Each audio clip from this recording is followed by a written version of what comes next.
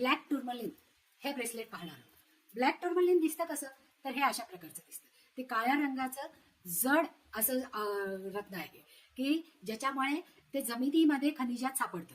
आणि ते खनिज कशासाठी उपयोगी असतं, तर जिओपॅथिक स्ट्रेस जो जमिनीमधून निगेटिव्ह ऊर्जा येते किंवा जिथे जिथे जास्त पाणी असतं तिथून जी निगेटिव्ह ऊर्जा आलेली असते ती ऊर्जा ऍब्सॉर्ब करण्यासाठी याचा उपयोग होतो.